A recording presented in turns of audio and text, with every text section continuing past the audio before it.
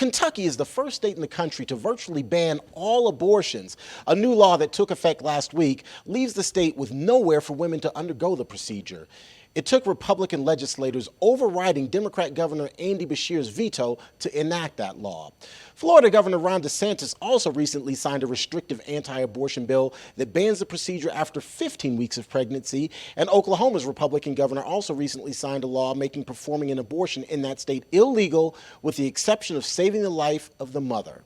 However, other states, including Maryland, New Jersey, and Colorado, have similarly rushed to pass abortion-related legislation expanding or even codifying access to the procedures. Maryland's state legislature overrode a veto by the state's Republican governor, Larry Hogan, to allow medical professionals other than physicians to perform the procedures. That law even requires most insurance companies to cover the abortions. New Jersey's Democrat governor signed a bill back in January making abortion a constitutional right, meaning if Roe v. Wade is overturned, access to the procedures would still be available in the Garden State. Let's bring in Stephen Billy now. He is the executive director of the Charlotte Lozier Institute, but is transitioning to a new role as vice president of state policy for the Susan B. Anthony list. Stephen, good morning. Wonderful to be with you, Terrance. It is good to have you. This is obviously a huge issue. So what do you make of the current rush by many of these state legislatures to pass preemptive laws in advance of the Supreme Court's ruling on that Mississippi case, which is virtually a challenge to Roe v. Wade? Well, I think it shows that the American people don't believe Roe v. Wade was ever settled law. I think the American people are speaking through their state legislators and having them act to save the lives of unborn children and to protect life, something that they've done for a long time and that they're going to continue to call on their legislators to do across the country. And we're seeing state legislators and pro-life governors respond to that call from the people in their states. While state legislatures are acting, and many of them acting quickly, do you think this is an issue that ultimately should maybe be decided by a referendum or something like that? Have the people vote? Well, I think that you'll see that in some cases, and certainly we'll be involved in that and look to support the pro-life side of those ballot initiatives. But I think the democratic process is really, what we want to see play. We want to see Roe v. Wade overturned. We want to see the unelected judges from the Supreme Court finally let the policy on pro-life issues go back to the people. Let them work with their state legislators and their governors.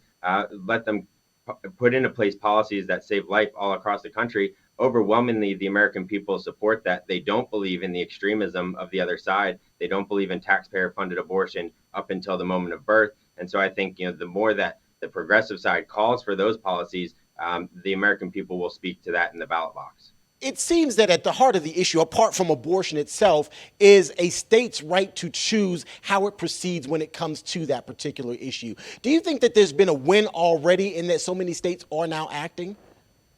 I think that the states continuing to act just shows how strong the American people feel that abortion up until the moment of birth, paid for with taxpayer dollars, is an extreme position. They no longer want their state or their country to be in the likes of China and North Korea that allow elective abortion up until the moment of birth. And so they're going to continue to call for their state legislators to take action and put into place policies that are going to save the lives of unborn children. I'm glad you brought up the international community. You brought up specifically China and North Korea. Put into context for our viewers where the United States stands internationally when it comes to abortion. Compare our policies maybe to some of the more progressive policies out there. We're just one of a handful of countries that allow elective abortion up until the moment of birth, along with China and North Korea. When you look at Europe actually, 47 out of 50 countries have limitations on abortion prior to 15 weeks, which is what Mississippi put forward.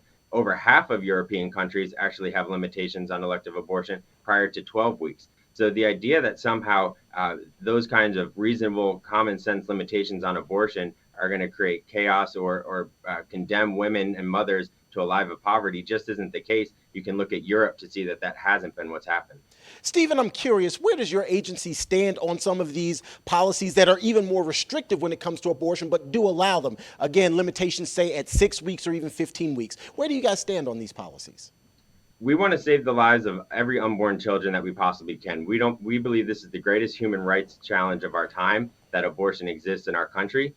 But with the limitations on abortion, we are also strongly pushing for support for mothers alongside them. So policies need to be put in place to support mothers. Pregnancy help centers are out there. Mississippi just passed a bill that would allow for tax credits for donations that go to supporting mothers and helping create a stable environment for them to raise their children. We want to stand alongside. We want to be the compassionate ones standing with mothers and families, helping them bring those children into the world and giving them the support they need to build their family. We don't believe that taking the life of an unborn child is the solution to any of the problems we face. Support for mothers. Do you see that as the next frontier in the policy battle over abortion rights? Absolutely. I think there is a lot that's already been done. We've seen Texas put $100 million into their alternative to abortion program. There's already about a dozen states that have alternative to abortion programs. We want to continue to see that expand. And we want to look at unique ways for tax credits or funding to pregnancy help centers. We want to find all the different ways to increase maternity homes or providing drug rehabilitation support to women who may be pregnant but addicted to a drug. We want to see all of those policies encompassed and advanced so that we're standing with women and standing with mothers. Stephen, each state has adopted or is adopting its own policy, but how do you see these varying policies play out from state to state? Well, one thing that we're going to be concerned about in knowing that the Biden administration loosened the safety protocols for chemical abortion, we're worried that chemical abortion pills are going to be mailed across state lines and to women all over the country, to young women in dorm rooms, to women who just don't understand the consequences of the pills. We have a study that showed in 12 years, the rate of ER visits following a chemical abortion actually increased by over 500%. They're being sold as if they're as safe as Tylenol, but that simply isn't the case. That it wouldn't put you in the ER at that kind of rate if chemical abortions were safe.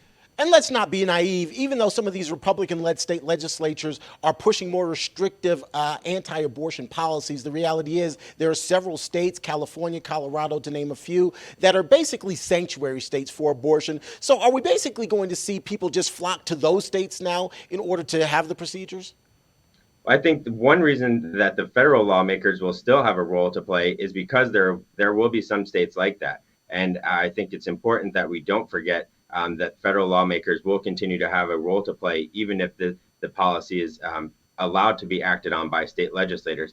But we're also going to have to be engaged in winning the hearts and minds of the people in those states and helping them see what abortion really is. And the American people overwhelmingly don't support taxpayer-funded abortion up until the moment of birth. So as those states take such extreme positions, I think the people in those states will respond to that accordingly. Before I let you go, I am curious what your sources are telling you about how the Supreme Court is leaning when it comes to Roe v. Wade. What are you hearing? Well, I think we still have every reason to be optimistic. From the lines of questioning that we heard, from the evidence that was put forward, from the amicus briefs that came in, from the lackluster showing from the abortion industry attorneys, I think we've got a lot of reason to be optimistic that the end of Roe is in front of us, and we might be able to finally correct this human rights violation that's occurred for far too long, taking the lives of over 62 million unborn children in America. Okay, so I lied. I do have a follow-up to that really quickly. Do you think that Roe will be overturned completely or just part of it? I think that is the most likely outcome. I think it would be really hard for the Supreme Court to draw another arbitrary line. So I think the overturning of Roe is the most likely outcome that we'll see. Stephen, Billy, we appreciate your time this morning and your expertise. We appreciate you waking up with us. Thank you so much, Terrance. Great to be with you. Always good to have you.